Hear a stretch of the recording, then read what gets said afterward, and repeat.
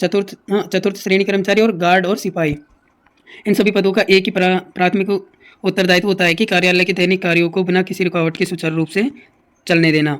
तो एक कर्मचारी का दैनिक जीवन समय सारणी, तो आप इसमें स्पष्ट देख सकते हैं, कार्यालय समय से आधा घंटा पूर्व इनको निर्धारित वर्दी में उपस्थित और कार्यालय की संपूर्ण सफाई करनी होगी।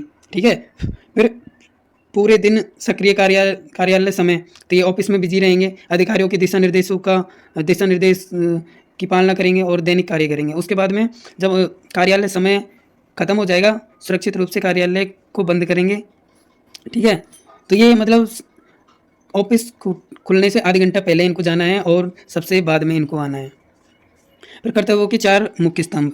ठीक है, दैनिक संचालन और आतिथ्य, मतलब साफ सफाई रोज करनी है, सुरक्षा और निगरानी, गार्ड का काम करना है, प्रशासनिक सहायता और भारी और वितरण कार्य, मतलब कि एक ऑफिस से दूसरी ऑफिस में कोई डॉक्यूमेंट्स ले जाने हो तो वो ले जाना, इनका ही कार्य है। स्तंभ फर्स्ट, दैनिक संचालन और आतिथ्य, इसमें क्या है, स्वच्छता और समय की पालना करना, निर्धारित वर्दी यूनिफॉर्म में ही जाना है और समय से 30 मिनट पहले आना, सफाई करना, अंत में कार्यालय बंद करना।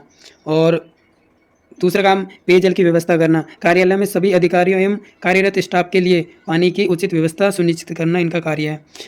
स्तंभ 2, प्रशासनिक सहायता, तो इनमें ये प्रशासनिक सहायता में घंटी सुनेंगे, अधिकारियों में स्टाफ की घंटी सुनना और उनके दिशा निर्देशानुसार कार्य करना होगा। इनको मशीन संचालन, जैसे फोटोकॉपी करने की मशीन चलाना आना चाहिए और इनका वो काम भी सुचारू संचालन करना आना चाहिए। फिर है तीसरा काम है पत्रावलियों का आदान प्रदान, पत्रावली मतलब फाइल्स और महत्वपूर्ण कागजातों को एक शाखा से दूसरी शाखा तक सुरक्षित पहुंचाना इनकी जिम्मेदारी होगी। फिर स्तंभ है तीसरा, सुरक्षा और निगरानी, जिसमें चौकीदार और रिपोर्टिंग, चौकीदार के रूप में कार्य करना होगा। कोई भी संदिग्ध गतिविधियां पाई जाए तो तुरंत उच्च अधिकारियों को सूचना देनी होगी। वाहन चेकिंग अभियान, वाहन चेकिंग के दौरान वाहनों को रोकना और प्रभारी अधिकारियों के दिशा निर्देशानुसार सख्त कार्रवाई करने का इनको अथॉरिटी रहेगी। ठीक है, फिर स्तंभ 4 में है भारी और वितरण कार्य, फील्ड वर्क, तो इनमें ये अगर जिसकी ड्यूटी नगर परिषद और नगर पालिका क्षेत्र में लगती है तो वहाँ पे कार्यालय डाक का वितरण केवल नगर परिषद और नगर पालिका क्षेत्र की सीमाओं के भीतर होता है ये। ठीक है, और नोटिसेज आदि की तालीम करना और संबंधित व्यक्तियों को उनकी पालना करवाना। कार्य क्षेत्र का विभाजन, आप कहाँ काम करेंगे।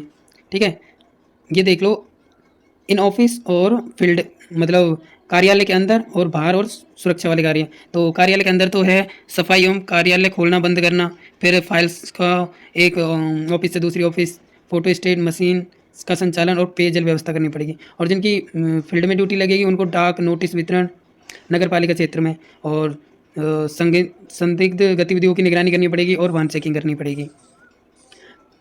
अंतिम निर्देश यही है, द चेन ऑफ कमांड। अंतिम निर्देश, कार्यालय अध्यक्ष और प्रभारी अधिकारी, head of office officer in इनके द्वारा सौंपा गया या निर्देशित समस्त अतिरिक्त कार्य अनिवार्य है। और निष्कर्ष एक ही है, ये एक सफल कर्मचारियों की पहचान, सुचारू कार्यालय संचालन, वितरण, प्रशासन और सुरक्षा। जब ये चारों स्तंभ एक साथ काम करते हैं तब एक सरकारी कार्यालय अपने उच्चतम स्तर पर कार्य करता है। आपकी भूमिका इस तंत्र की महत्वपूर्ण कड़ी है। और बेहतरीन तैयारी और सटीक जानकारी के लिए हमारे यूट्यूब चैनल तुलसी कैरियर अकेडमी को आप सब्सक्राइब कर सकते हैं, हमसे जुड़ सकते हैं।